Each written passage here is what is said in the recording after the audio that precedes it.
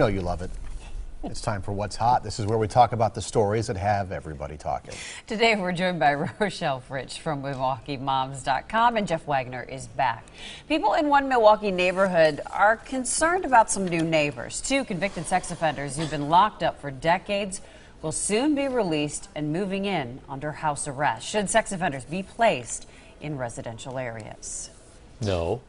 Yeah, I mean, look, I understand the problem is you have to do something with these guys, but if I lived in this neighborhood, you know, and I had a 12-year-old daughter, there's no way in God's green earth that I would want these characters moving in. I don't care if they're going to be under house arrest. I don't care if they're going to be under surveillance. This is the type of thing that destroys the value of neighborhoods and puts people, you know, makes them uncomfortable. And I understand why the neighbors feel that way.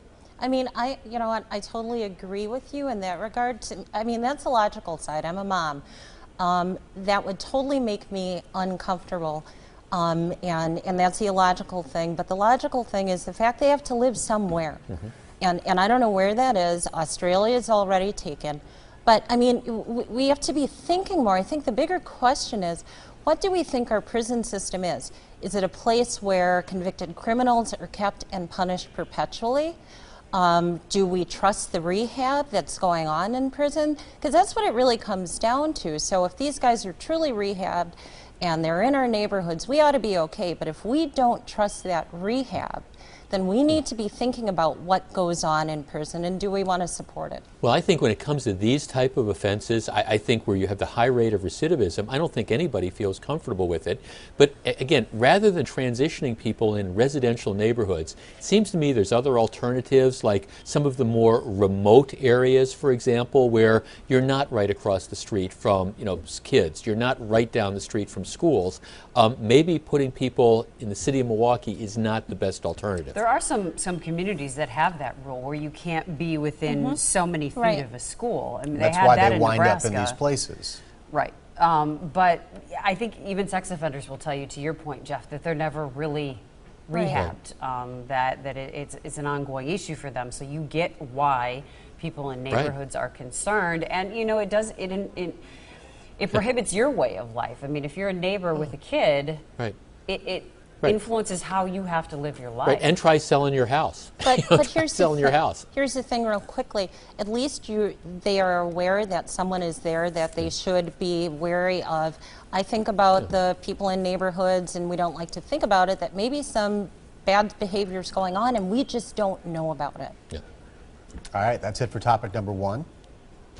Viewer's choice topic of the day. Again, we're joined by Rochelle Fritsch and our old buddy Jeff Wagner from News Radio 620. All right, it seems kids just can't be kids these days. A middle school in New York is banning hard balls, such as footballs and baseballs, and anything that might hurt somebody during recess. On top of that, rough games of tag and cartwheels are also banned. You should see Jeff's face as I'm reading this right now. Has it really come to this point? Jeff, give us that face. Oh my God, goodness gracious. I don't know how we could possibly have survived. How did I get to be as old as I am? Because we used to play basketball, we used to play football, and you know what? We played even two-handed touch football, and somehow I survived. I must have just been lucky. Well, you know, they're going to have to take away lunch. What if somebody chokes? Yeah. Well, I mean, exactly. I mean, to me, it's just way overboard. Now, outside of it even being way overboard, you know what? You're not doing kids any favors. You're not teaching them to be independent and have independent play. It's this whole hovering parent thing. Let the kids be independent. Somebody is going to get nicked and bumped and bruised in the process, and they'll be fine. You know what you're going to get? You're going to get black market basketball games. Kids are going to be scurrying off of the park under the cover of darkness. Look, we can't bubble wrap kids. You know, and you're right, Rochelle. What's going to happen is, you know, kids are going to be running around, and one of the kids is going to trip and they're going to skin their knee. Or they might fall down and they might get a couple stitches across their forehead. You know, but the truth is they will live through this. They will learn from it, and then they'll move on. And you know who this is for? It's not for the kids. Honest to Pete, if people would really, really think about this and peel back the layers, it's for the parents. Parents never want to see their kids get hurt. The sad thing is that people are being influenced by these irrational requests. That is true. Right, or the school that doesn't want the lawsuit from the parents. You know, my kid fell down on the playground, I'm going to sue you now. Would that hold up? Who knows? You can sue anybody, you know. Let's go to our lightning round. Okay, let's do it. I just have to take a big sigh on that one. Would you want to know when you're going to die? There is a watch that not only predicts when you will die, it also counts you down. You fill out some questions and subtract your age, and the watch determines when you're going to kick the bucket. Would you wear it? Can it predict when the bus is going to hit you crossing the street? No, it can't, so it's a gimmick. Well, there's our answer.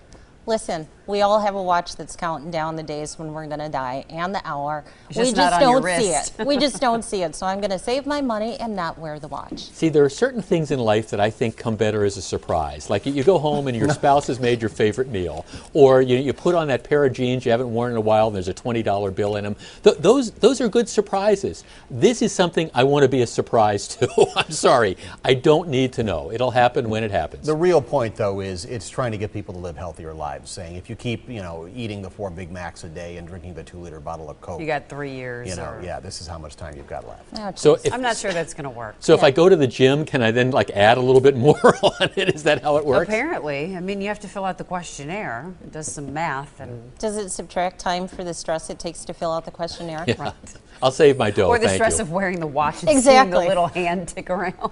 Go to the gym, work out, you will live longer, but you will be sore for that extra duration of life. that You're you still get to sore, enjoy. aren't you, from I'm yesterday? Still hurting from Yeah. Monday. Thanks, Snelly. All right, the What's Hot discussion, it continues online. You can find that page, tmj4.com/hot.